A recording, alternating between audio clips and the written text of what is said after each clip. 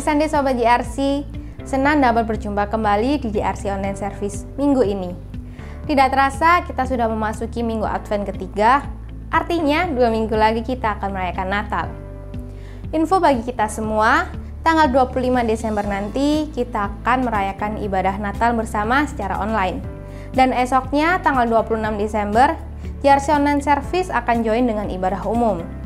Mari siapkan diri untuk merayakan kelahiran Yesus Kristus Tuhan kita dan dengan segenap hati sedia menyambut kedatangannya yang kedua sebagai Raja atas alam semesta. Melalui kesempatan ini, seluruh tim JRC Online Service mengucapkan terima kasih kepada segenap jemaat yang setia mengikuti JRC Online Service sampai saat ini. Di tahun 2022, JRC Online Service akan digabung dengan ibadah umum. Mari kita tetap saling mendukung dan mendoakan agar setiap ibadah boleh berjalan dengan baik. Firman Tuhan hari ini akan disampaikan oleh Pendeta Rick Stoffen. Beliau adalah hamba Tuhan yang sedang menempuh studi di STTRI dan terlibat dalam pelayanan Coram Deo, suatu pelayanan yang berfokus pada pembinaan dan pembaharuan ibadah. Kiranya kita semua bersukacita menikmati perjumpaan pribadi dengan Tuhan yang mengubahkan dalam ibadah hari ini. Karena Dialah yang memanggil kita mendekat kepadanya melalui Yesus Kristus Tuhan kita. Mari kita ambil saat teduh sejenak.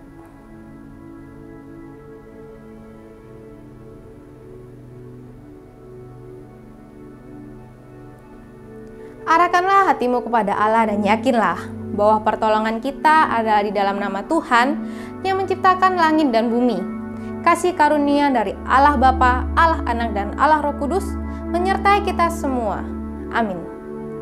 Firman Tuhan dalam Mazmur 66 ayat 2 menyatakan, "Mazmurkanlah kemuliaan namanya, muliakanlah Dia dengan puji-pujian."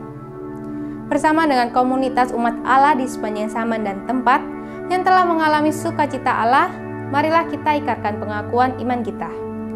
Aku percaya kepada Allah, Bapa yang Maha Kuasa, Khalik langit dan bumi, dan kepada Yesus Kristus, Anaknya yang tunggal Tuhan kita, yang dikandung dari Roh Kudus, lahir dari anak darah Maria, yang menderita sengsara di bawah pemerintahan Pontius Pilatus, disalibkan, mati dan dikuburkan, turun ke dalam kerajaan maut.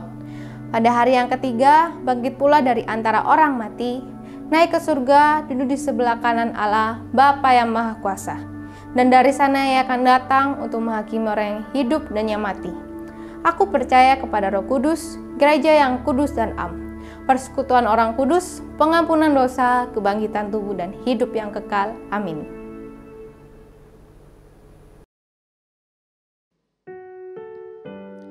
Saudara, mari kita tinggikan Allah kita dengan segenap hati kita. Mari kita sembah namanya yang kudus. Pujilah Tuhan, hai jiwaku.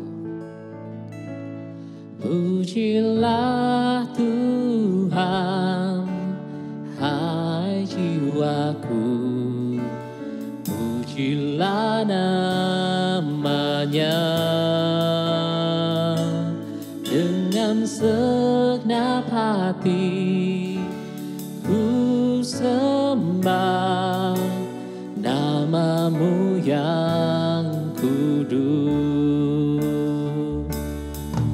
Terbit surya, datang hari baru, kembali ku puji Tuhan. Apapun yang lalu, apapun yang di dekatku, ku bernyanyi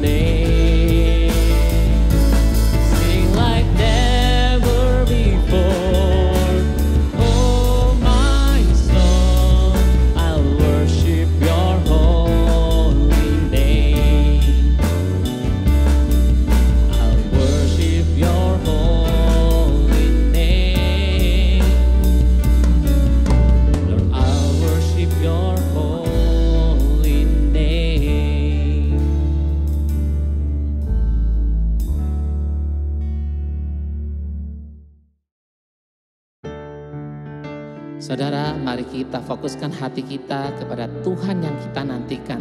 Karena hanya Dialah yang mampu untuk melepaskan kita dari segala kesalahan kita, pelanggaran kita, dosa kita. Come thou long expected Jesus, born to set thy people free. From our fears and sins release us, let us find our rest in thee. Israel's strength and consolation, hope of all the earth, thou art the desire of every nation, joy of every lonely heart.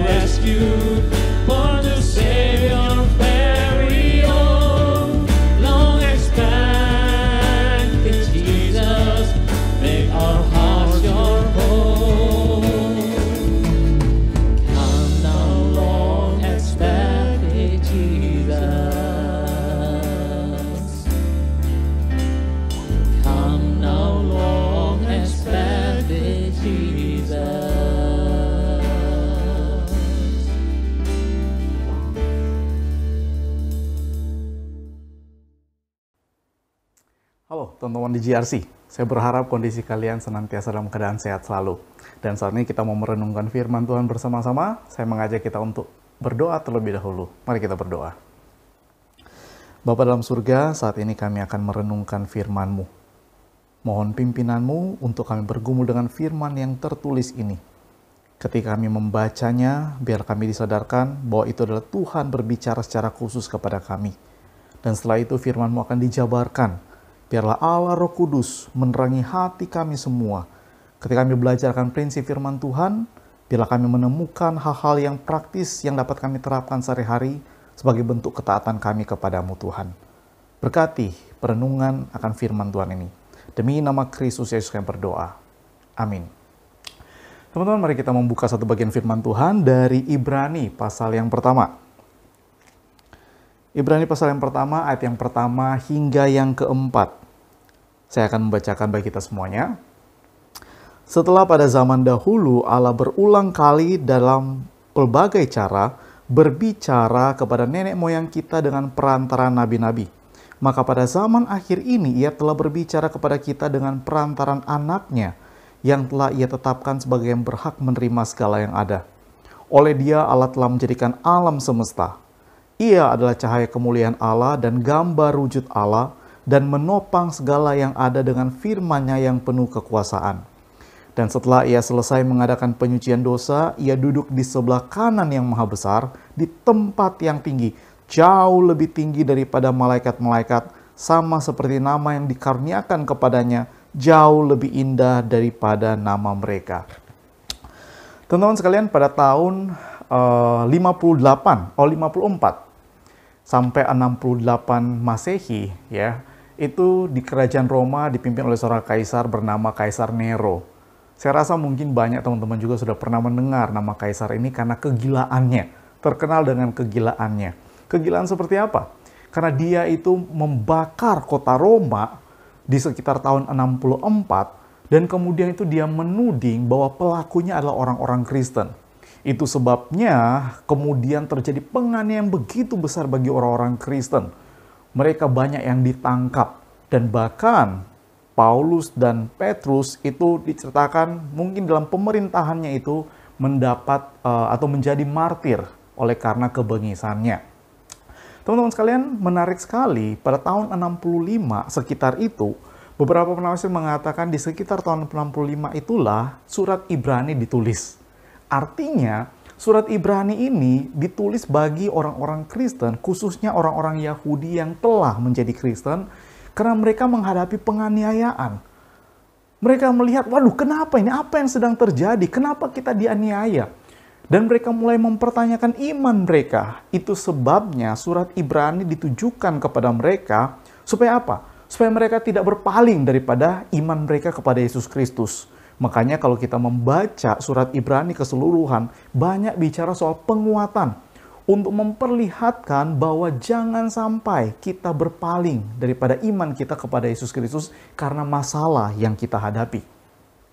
Saudara, banyak sekali bukan orang-orang yang karena masalah atau karena sesuatu lain hal, sesuatu yang lebih menarik di dalam kedagingannya atau secara dunia, kemudian berpindah keyakinan atau meninggalkan Yesus Kristus. Saudaraku yang terkasih dalam Kristus Yesus, surat Ibrani ditujukan bagi orang-orang Kristen yang mungkin sedang memikirkan, menggumulkan, karena melihat situasi yang ada, mereka mulai mempertanyakan iman mereka mulai mempertanyakan kepercayaan mereka. Dan surat Ibrani ditulis untuk mereka. Mungkin teman-teman juga ada di sini yang sedang berpikir juga seperti itu. Mulai meragukan iman. Karena apa? Mungkin Anda sedang merasa sakit. Atau mungkin sedang merasa tidak nyaman. Merasa mungkin di dalam perkawanan, dalam pertemanan, itu merasa dibully dan dilecehkan dan lain sebagainya. Dan kemudian mempertanyakan, ngapain kalau gitu saya ikut Tuhan Yesus? Teman-teman sekalian, mari kita akan belajar lewat firman Tuhan ini bersama-sama.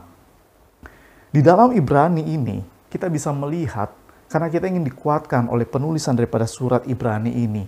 Di sini surat Ibrani dimulai, itu dengan pernyataan, bahwa sudah sejak dahulu Allah berbicara dengan berbagai macam metode, melalui para nabi-nabi. Dan sekarang dikatakan nih, pada zaman akhir ini, yaitu di masa itu, di tahun sekitar 65, artinya itu masa-masa terakhir sudah terjadi, Allah itu sudah berbicara secara final lewat Yesus Kristus. Karena di sini penulis Ibrani akan mengatakan Yesus Kristus itu jauh melebihi segala-galanya dan dia merupakan jawaban bagi permasalahan kita. Di sini dikatakan siapakah Yesus Kristus? Yesus Kristus dikatakan dialah, mulai di ayat yang ke-2, dia yang berhak menerima segala yang ada. Oleh dia, Allah telah menjadikan alam semesta. Ia adalah cahaya kemuliaan Allah dan gambar wujud Allah. Ia yang menopang segala yang ada dengan firman-Nya yang penuh kekuasaan. Dan kemudian ia yang mengadakan penyucian dosa. Setelah itu ia yang duduk di sebelah kanan Allah, yaitu dia yang maha besar. Saudara sekalian, Yesus Kristus digambarkan oleh penulis Ibrani itu begitu hebat menggambarkan kekuasaannya, kemahakuasaannya. Dan menarik di sini, saudara, saya mencatat beberapa hal yang digambarkan tentang Yesus Kristus. Seperti tadi katakan, dia menerima segala yang ada, artinya Bapa memberikan segala kuasa kepada dia. Dia yang menjadikan segala sesuatu dijadikan di dalam Yesus Kristus. Bahkan dia dikatakan dia adalah cahaya kemuliaan Allah dan gambar wujud Allah. Dia menopang semuanya dengan segala kekuasaan dengan kuasaan firman-Nya.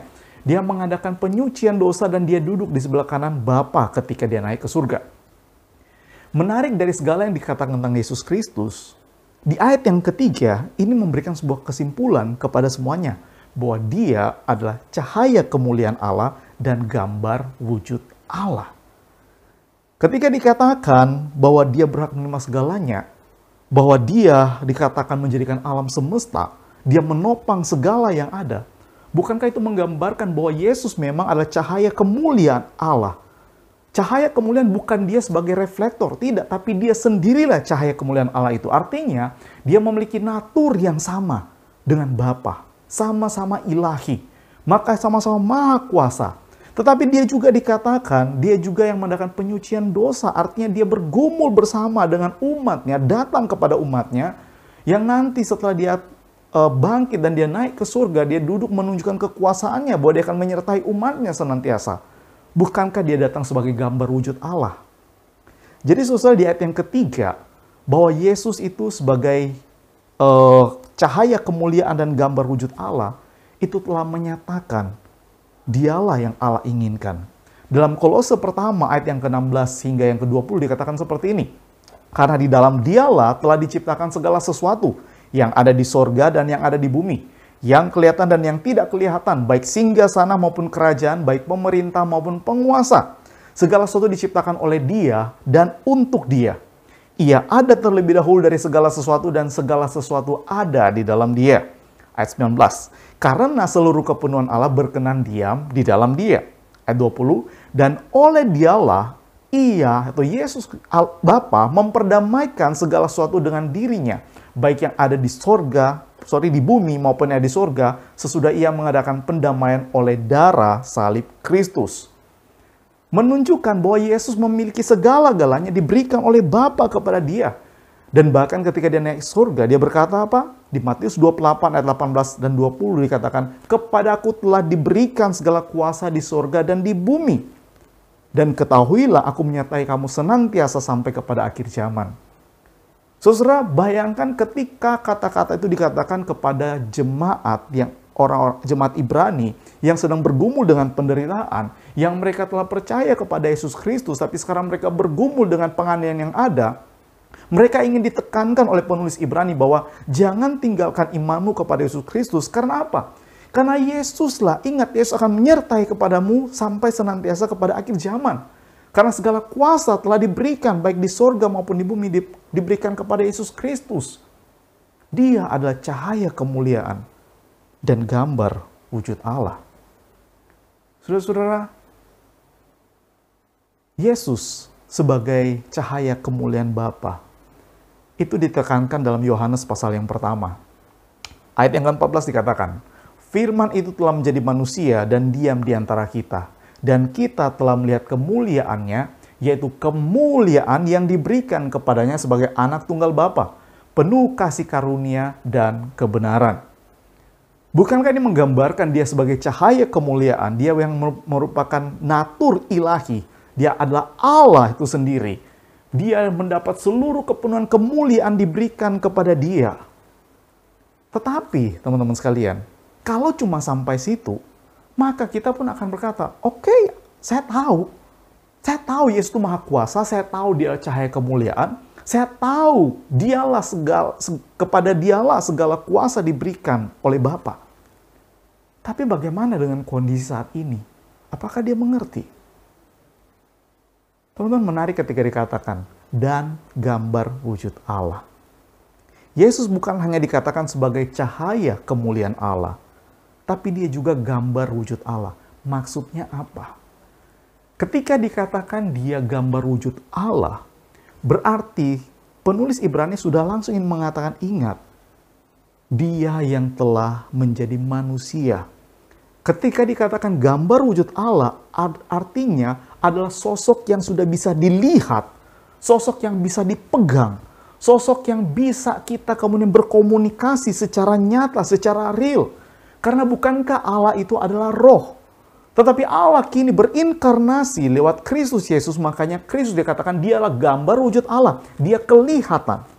Di dalam Kolose pasal pertama ayat yang ke-15, Yesus Kristus digambarkan sebagai apa? Dikatakan begini, dia adalah gambar Allah yang tidak kelihatan. Artinya, kalau kita salah baca, kita akan berpikir, oh dia gambar Allah yang tidak kelihatan.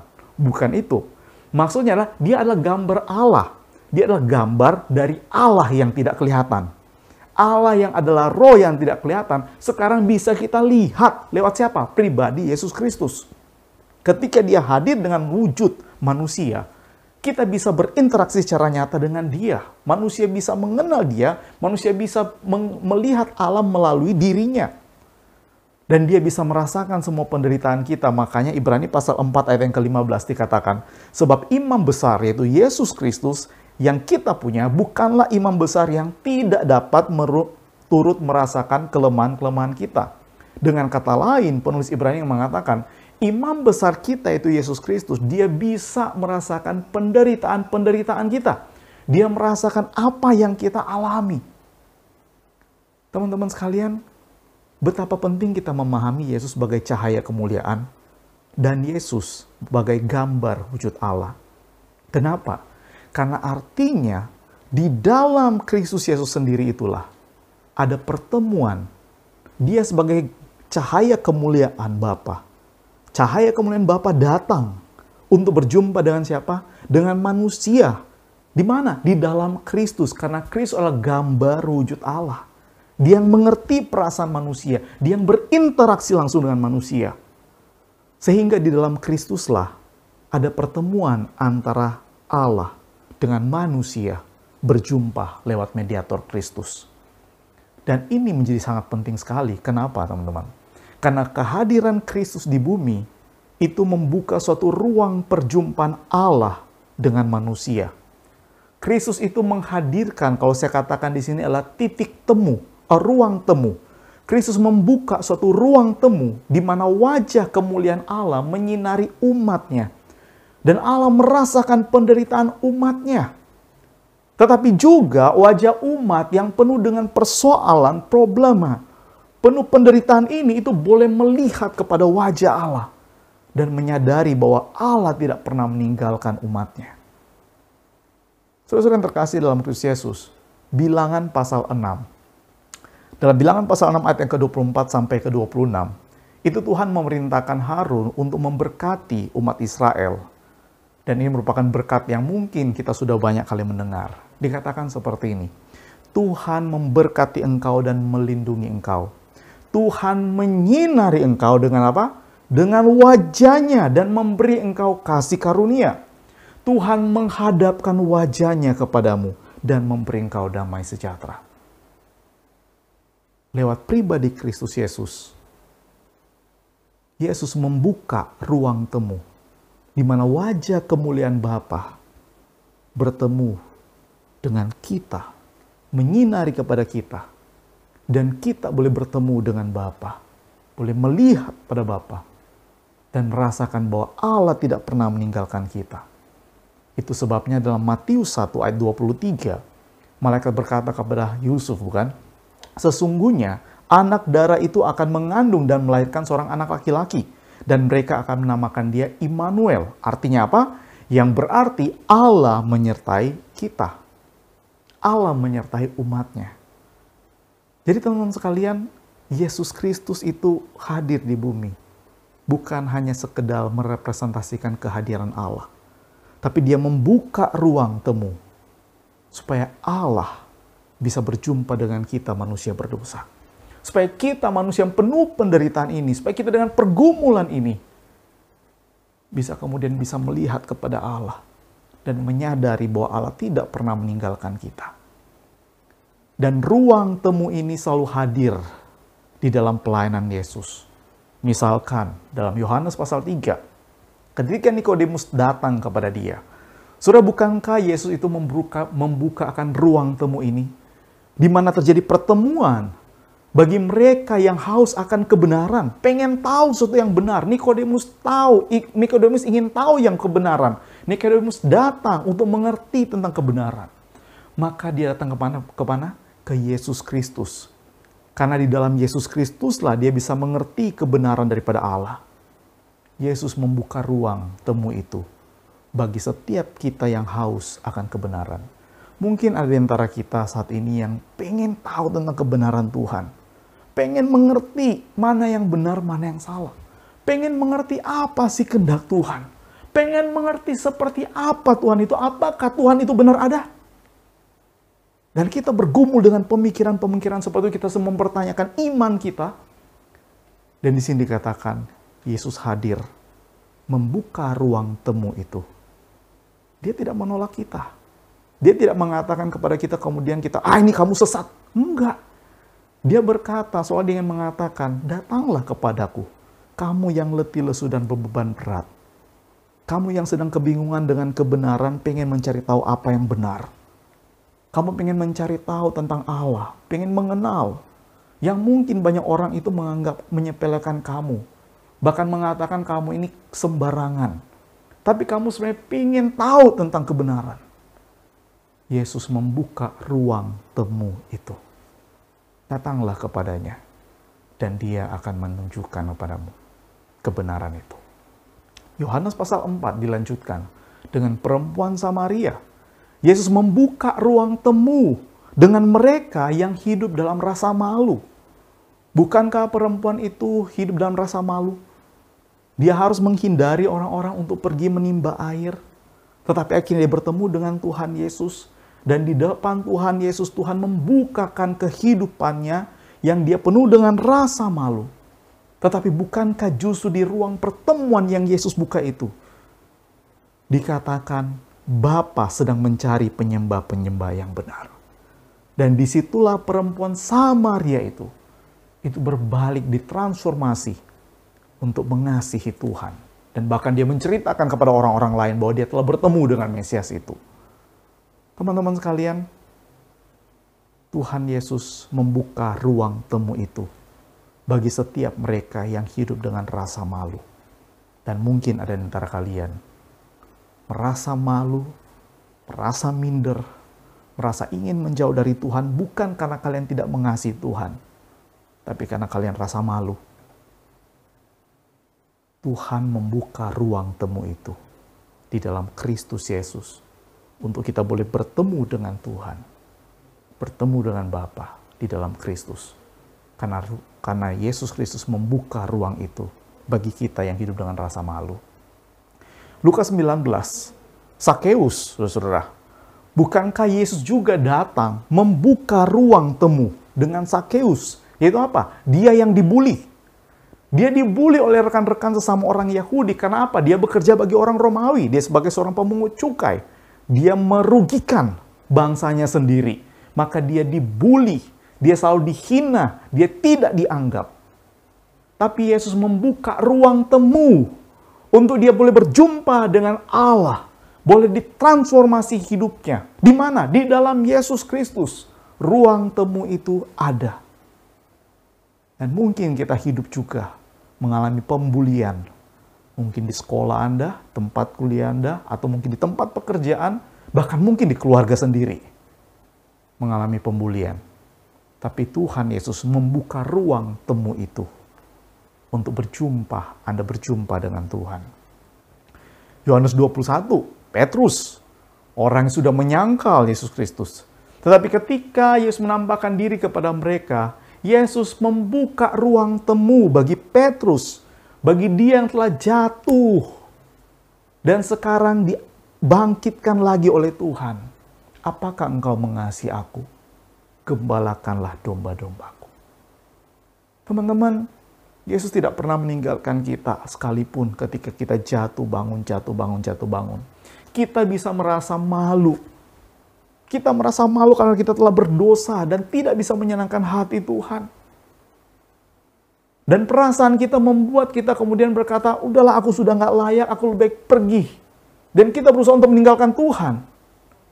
Tetapi tahukah kita, Tuhan tidak pernah meninggalkan kita, justru Dia membuka ruang temu. Kamu jatuh bangun dalam dosa, mari. Masuk dalam ruang temu ini. Ruang temu yang kusediakan. Kau berjumpa dengan kebenaranku.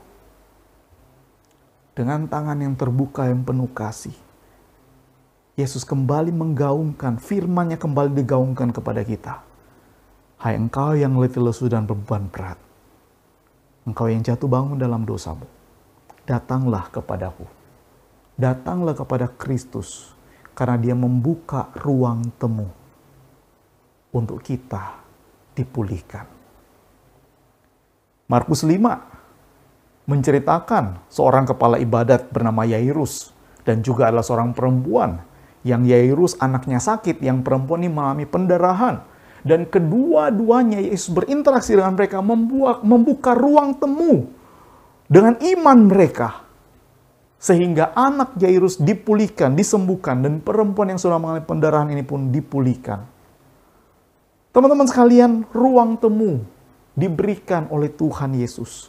Dihadirkan oleh Tuhan Yesus. Sehingga inilah yang kita pelajari pada saat ini. Yaitu bahwa Kristus menghadirkan ruang temu di mana kita berjumpa dan menikmati persekutuan dengan Allah.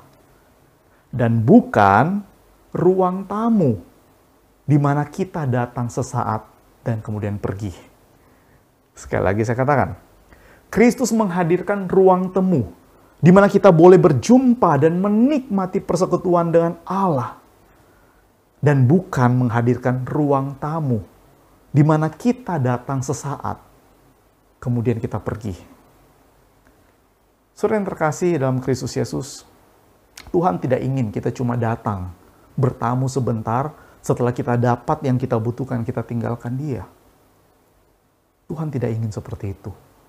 Tuhan ingin senantiasa kita di dalam ruang temu, untuk berinteraksi dengan Dia, untuk mengenal Dia lebih dalam lagi, karena Dia mengasihi kita semua. Mungkin di antara kita saat ini yang sedang mengikuti ibadah ini sedang bergumul dengan cara berpikir kita. Kita mulai memikirkan tentang iman kita. Kita mulai meragukan tentang iman kita. Atau mungkin di antara kita saat ini sedang bergumul karena rasa dibully. Karena mungkin kita pun sendiri sedang bergumul bahkan dengan orientasi seksual. Kita sedang bergumul dengan hal itu. Atau bahkan mungkin saat ini kita sedang jatuh bangun di dalam dosa. Kita mungkin dalam pekerjaan, kita melakukan hal yang tidak baik dan kita merasa malu. Atau bahkan secara sistem kita dipaksa untuk berbuat dosa. Dan kita malu. Kita jatuh bangun dalam dosa. Dan bahkan mungkin kita bergumul dengan nafsu seksual kita. Dan kita merasa malu di hadapan Tuhan. Ingin melarikan diri pada Tuhan. Atau kita saat ini sedang bergumul dengan sakit penyakit kita. Tapi tahukah saudara-saudara, Yesus membuka ruang temu, meminta kita datang, dan kita akan dipulihkan olehnya. Teman-teman sekalian, di tengah pergumulan yang kita alami, Yesus memanggil kita untuk bertemu Dia di ruang temu. Menjumpai Allah dengan segala beban hidup kita. Supaya kita boleh mendapatkan sukacita. Karena apa? Karena dikatakan, karena wajah kemuliaan Allah dihadapkan pada kita untuk diberkati kita ini dan diberikan damai sejahtera Allah. Bukankah dalam Ibrani pasal 4 ayat yang ke-14 dan 16 itu undangan itu sudah diberikan kepada kita. Dikatakan seperti ini, karena kita sekarang mempunyai imam besar agung yang telah melintasi semua langit, yaitu Yesus anak Allah. Baiklah kita teguh berpegang pada pengakuan iman kita. Sebab itu, marilah kita dengan penuh keberanian menghampiri tahta kasih karunia. Supaya kita menerima rahmat dan menemukan kasih karunia untuk mendapatkan pertolongan pada waktunya. Teman-teman, kita diajarkan lewat Ibrani pasal 4. Mari, jangan takut. Jangan lari daripada Tuhan. Karena Tuhan membuka ruang temu itu. Kehadiran Kristus, inkarnasi Kristus ke dalam dunia dengan wujud manusia, Itu membuka ruang temu untuk kita melihat Allah lewat kehadiran Kristus. Untuk kita berjumpa dengan Tuhan. Makanya dikatakan di sini, jangan takut, tapi marilah kita dengan penuh keberanian hampiri tahta kasih karunia itu. Hampiri ruang temu itu di mana Kristus menunggu kita, di mana Allah menunggu kita untuk memberikan anugerahnya kepada kita. Karena Allah pada dasarnya adalah Allah yang mengasihi kita. Tapi maukah kita datang dengan segala beban kita, menjumpai Dia di dalam ruang temu? Karena Kristus menyediakan itu untuk kita. Saudara yang terkasih dalam Kristus Yesus, ketika kita menyadari akan hal ini, kita mengerti betapa penting Natal itu, yang sebentar lagi kita rayakan, dan saat ini kita sedang memasuki masa Advent di minggu yang kedua, Advent yang kedua. Di mana dalam masa Advent kita menanti, kita dalam pergumulan kita sedang menanti akan pembebasan itu yang datang lewat kedatangan Mesias itu. Dan kita juga masa Advent sedang menanti kedatangan Kristus yang kedua kali. Saudara yang terkasih dalam Kristus Yesus, di masa Advent ini, mari kita boleh memberikan diri kita untuk di dalam penantian. Ketika kita sedang bergumul dengan diri kita, bergumul dengan relasi kita, bergumul dengan pekerjaan kita, kita menanti Kristus. Dan Kristus ketika Dia datang dalam dunia, kita disadarkan. Ketika Kristus datang ke dunia, Dia membuka ruang temu untuk kita. Untuk kita datang kepadanya. Untuk kita berjumpa dengan Dia. Saudara yang terkasih dalam Kristus Yesus, di dalam ruang temu itulah kita mendapatkan sukacita karena kita diberikan damai sejahtera. Pertanyaannya, apa respons kita? Apa respons kita? Teman-teman yang terkasih dalam Kristus Yesus, kita dipanggil juga untuk menjadi ruang temu bagi Kristus dan sesama. Kalau Kristus tadi menghadirkan ruang temu untuk kita berjumpa, diri kita, dengan segala pergumulan kita yang percaya kepada Dia, kita datang kepadanya untuk berjumpa dengan Bapa, berjumpa dengan Allah melalui diri Kristus. Tapi sekarang kita adalah reflektor daripada kemuliaan Kristus. Kristus adalah cahaya kemuliaan Bapa. Tapi kita adalah reflektor daripada cahaya kemuliaan Kristus, dari kemuliaan Kristus. Sehingga kita inilah makanya disebut Kristen. Kita adalah Kristus kecil, para pengikut Kristus yang mengikuti akan gaya hidup Kristus. Maka kita sekarang menjadi reflektor daripada kemuliaan Kristus, sehingga kita saat ini dipanggil untuk menjadi ruang temu bagi Kristus dan sesama kita. Khususnya mereka mungkin orang-orang yang tidak mengenal Kristus sama sekali. Dan Ibrani pasal 13 memberikan cara praktis untuk kita menjadi ruang temu ini bagi Kristus dan sesama. Di ayat Ibrani pasal 13 ayat yang ketiga dan 16 dikatakan seperti ini. Jangan kamu lupa memberi tumpangan kepada orang. Sebab dengan berbuat demikian, beberapa orang dengan tidak diketahuinya telah menjamu malaikat-malaikat. Nah, teman-teman sekalian, memang pada saat itu kehadiran malaikat itu selalu dikaitkan dengan kehadiran Tuhan. Sehingga ketika dikatakan di sini, seseorang itu berbuat baik dengan tanpa diketahuinya, sebenarnya mereka sedang menjamu malaikat. Artinya, ketika seorang itu berbuat baik kepada orang lain, tanpa disadari dia sedang berbuat baik kepada Tuhan. Bukankah Yesus pernah mengatakan juga demikian? Ketika engkau berbuat baik kepada seseorang yang dalam ketelanjangan ini, ketika engkau berbuat baik kepada mereka yang di penjara, engkau sedang melakukan kebaikan itu untukku. Demikian kata Tuhan Yesus. Nah, itu berarti dikatakan Ibrani pasal 13 ini, jangan lupa memberikan tumpangan kepada orang lain. Artinya jangan lupa berbuat baik kepada orang lain karena kita sedang melakukannya juga untuk Tuhan. Dan ayat yang ke-16 dikatakan, janganlah kamu lupa berbuat baik dan memberi bantuan. Kenapa? Karena justru itulah dikatakan, itulah korban-korban yang berkenan kepada Allah. Itulah korban yang berkenan kepada Allah. Artinya kita mempersembahkan diri kita untuk melakukan kebaikan. Untuk memberi bantuan bagi orang yang membutuhkan. Itulah kita menjadi ruang temu bagi Kristus dan sesama kita. Sehingga orang-orang itu, sesama kita itu bisa mengenal Kristus. Karena apa? Karena melihat kita sebagai pengikut Kristus. Karena melihat kita, dan mereka melihat kita membuka ruang untuk mereka, karena kita menerima mereka, supaya mereka boleh berjumpa dengan Kristus. Saudara yang terkasih dalam Kristus Yesus, kita menjadi ruang temu bagi Kristus dengan siapa? Dengan mereka yang haus akan kebenaran. Mereka mungkin ingin mencari tahu apa yang benar, yang mana iman yang benar. Kitalah menjadi ruang temu itu, supaya mereka berjumpa dengan Kristus.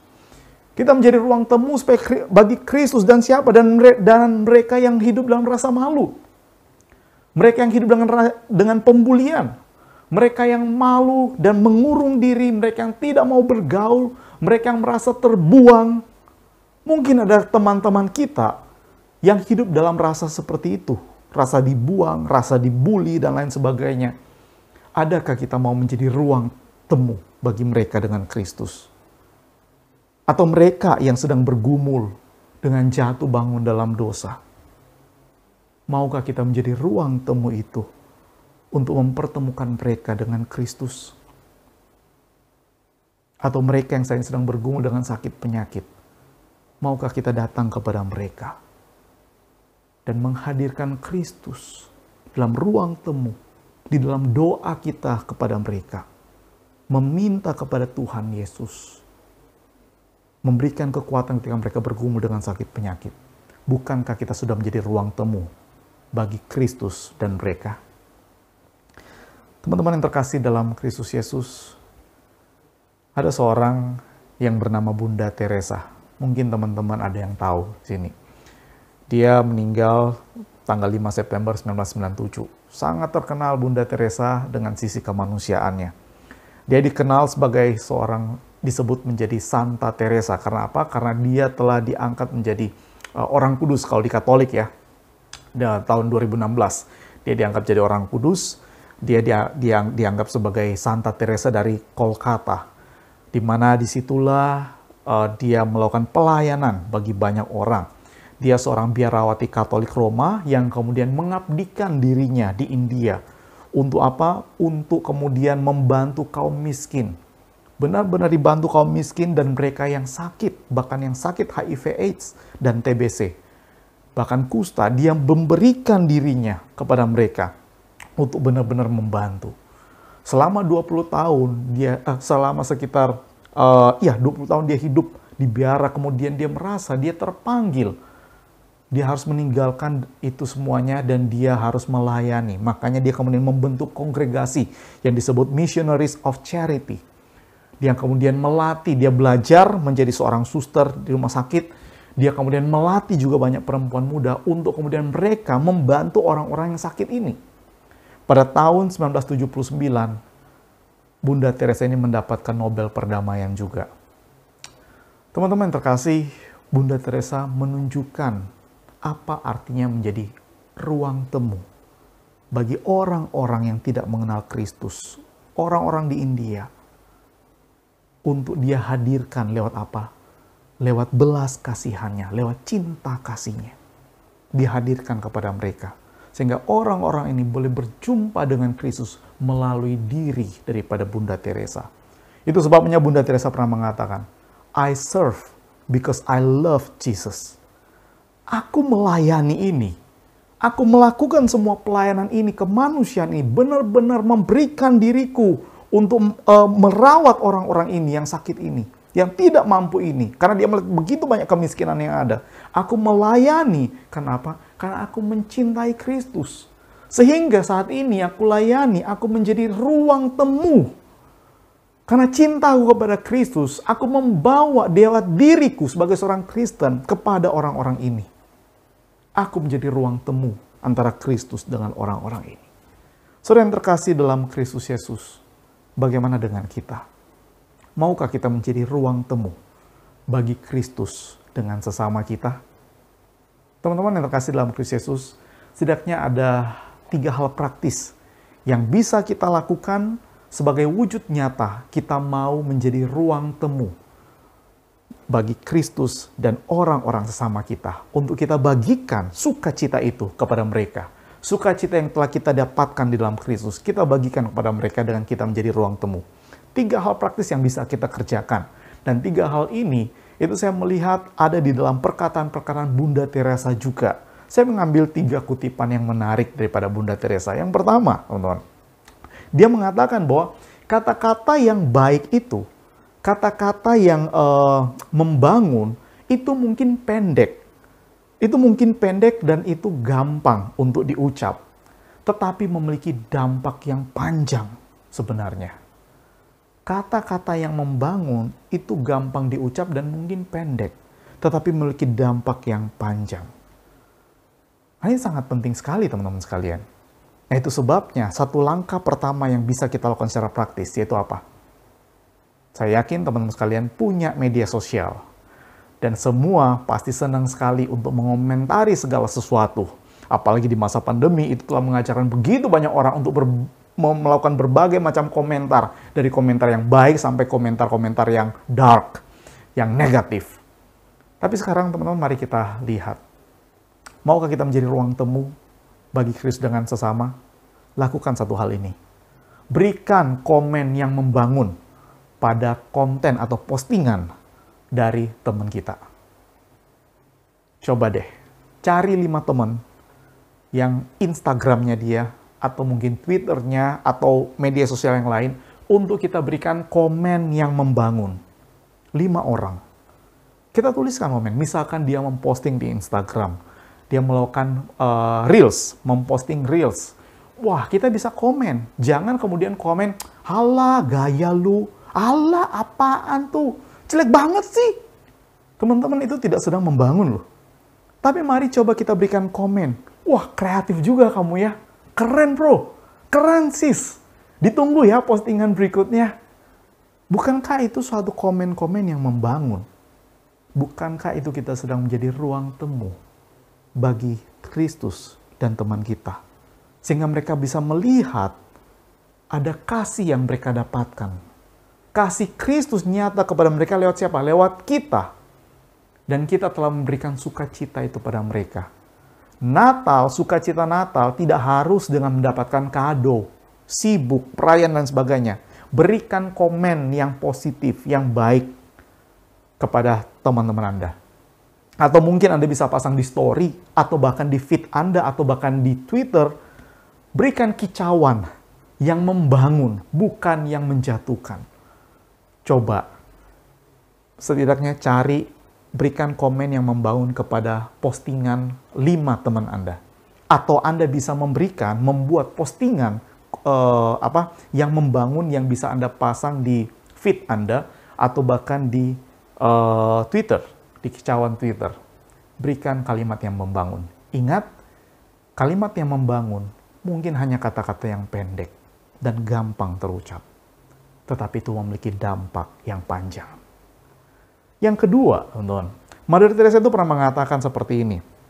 "Biarlah tidak seorang pun yang setelah datang kepadamu, kemudian mereka kembali dengan tidak menjadi lebih baik atau menjadi lebih bahagia." Artinya Mother Teresa yang mengatakan, setiap orang yang bertemu dengan kita, biarlah setelah mereka bertemu dengan kita, mereka boleh menjadi lebih baik. Mereka boleh dicerahkan, mereka boleh mendapatkan nilai yang lebih baik lagi, dan menjadi lebih happy. Jadilah ekspresi yang hidup dari kebaikan Tuhan, kata Mother Teresa. Kebaikan yang nampak di dalam wajah kita, yang nampak di dalam dari mata kita, bahkan di dalam senyuman kita. Nah, ini menarik sekali teman-teman sekalian. Kita menjadi ruang temu bagi Kristus dan sesama kita, itu kita bisa melakukan hal yang kedua yang praktis, yaitu apa? Sekarang, coba nanti berikan ucapan thank you, terima kasih, dengan senyuman yang tulus. Berikan ucapan terima kasih kepada siapa? Mungkin kalau Anda tinggal di perumahan, Anda bisa lihat mungkin ada security. Katakan terima kasih kepada mereka ketika Anda mungkin masuk ke gerbang, ketika mereka membukakan gerbang, katakan terima kasih. Terima kasih ya Pak, yang sudah membukakan gerbang. Bukankah itu suatu kata-kata, suatu hal yang sebenarnya praktis untuk kita menjadi ruang temu bagi dia melihat ada suatu ucapan penghargaan yang diberikan. Yang mungkin kita tidak tahu apa yang dia alami selama ini. Mungkin seharian dia mengalami dia sedang kebingungan, memikirkan juga kondisi perekonomian keluarganya, dia sedang stres dengan pekerjaannya atau dengan hal lainnya. Tetapi itu bisa mencairkan sedikit, setidaknya mencairkan dia ketika kita memberikan kata-kata terima kasih. Atau teman-teman sekalian, katakan terima kasih setelah ibadah ini. Mungkin teman-teman pergi makan bersama dengan keluarga, katakan terima kasih kepada papa dan mama, atau adik dan kakak. Sekalipun ada seorang kakak, jangan sungkan untuk berterima kasih kepada adik Anda. Mulailah belajar untuk ucapkan terima kasih. Biarlah orang lain yang berjumpa denganmu, setelah berjumpa, itu mereka boleh lebih baik lagi, boleh lebih happy lagi, karena berjumpa dengan kita. Dengan demikian kita telah menjadi titik temu antara Kristus dengan sesama. Yang ketiga, hal praktis yang ketiga yang bisa kita kerjakan.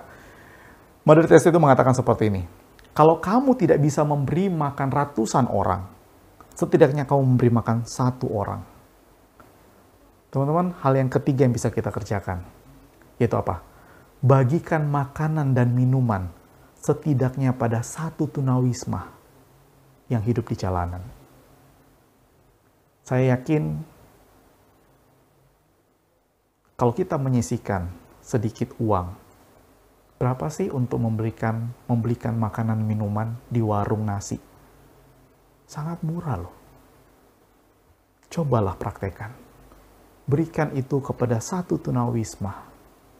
Dan kalau bisa setiap hari mungkin, atau 2 hari sekali, atau dalam 1 minggu, teman-teman punya waktu untuk membagikan itu.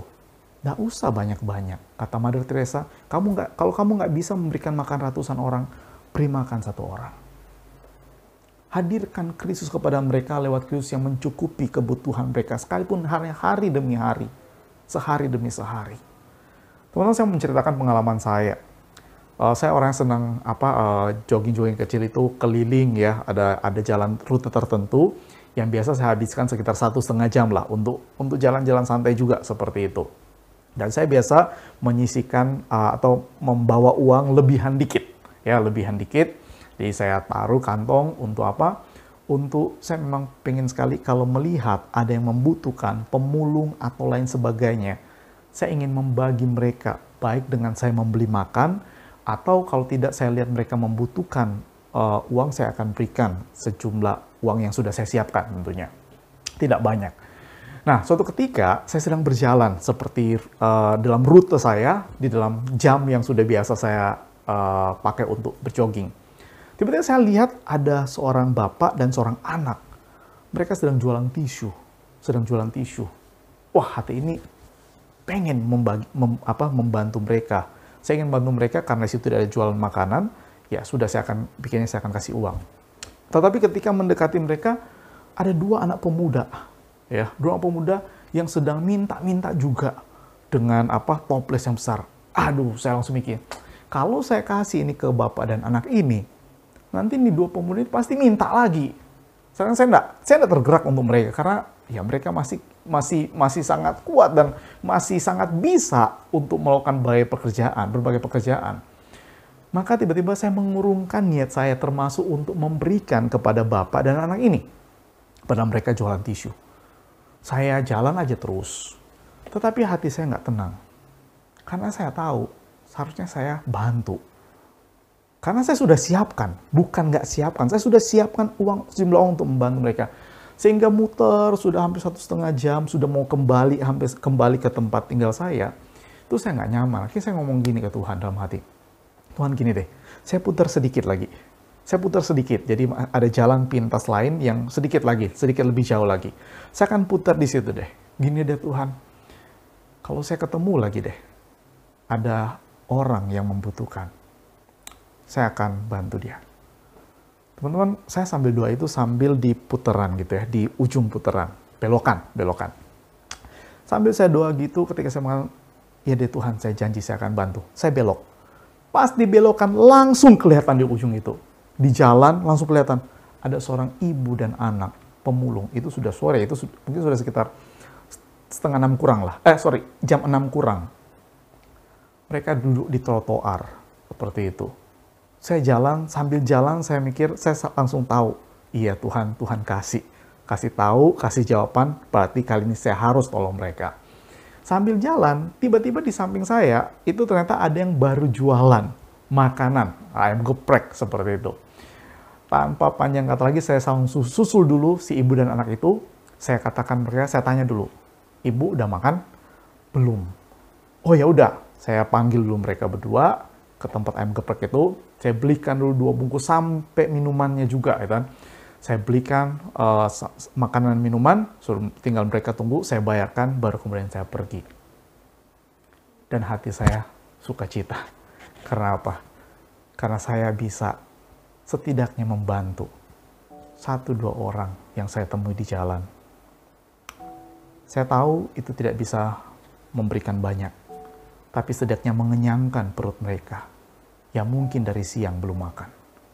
Teman-teman, yuk, bisa yuk. Kita bisa. Mari kita jadikan diri kita sebagai ruang temu bagi Kristus dan sesama. Karena kita dipanggil untuk itu. Di momen Advent ini, di minggu yang kedua, mari teman-teman kita ingatkan kembali. Kita disadarkan kembali bahwa Kristus datang.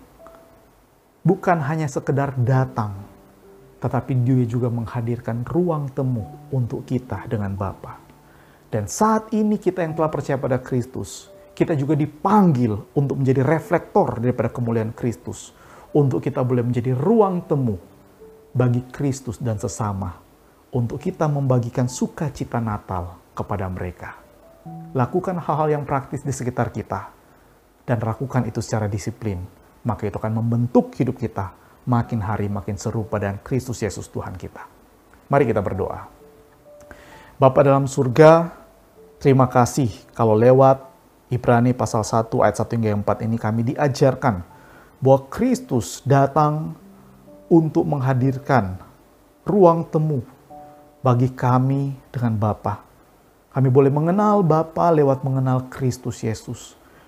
Dengan segala pergumulan kami boleh dipulihkan di dalam ruang temu ketika kami bertemu dengan Tuhan.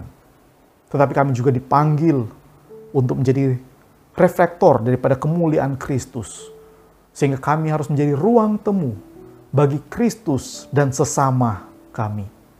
Tuhan tolong kami supaya kami boleh menjadi ruang temu bagi orang-orang yang membutuhkan. Mungkin bagi teman-teman kami yang dibully, teman-teman kami yang jatuh bangun dalam dosa, teman-teman kami yang bergumul dengan identitas mereka, teman-teman kami yang bergumul dengan relasi sosial mereka atau relasi hubungan mereka, atau bahkan dalam pekerjaan mereka. Tolong kami bahkan menjadi ruang temu bagi mereka bahkan yang belum mengenal Kristus, atau orang-orang yang membutuhkan di luar sana, yang bahkan membutuhkan makanan untuk makan dalam satu hari. Tuhan tolong kami untuk bisa melakukan hal yang sangat praktis untuk menjadi ruang temu bagi mereka dengan Kristus. Pakai kami semua Tuhan, biarlah sukacita yang kami terima karena kehadiran Kristus di bumi ini boleh kami teruskan kepada sesama kami. Demi nama Kristus Yesus, kami berdoa dan mengucap syukur padamu. Amin. Tuhan Yesus memberkati.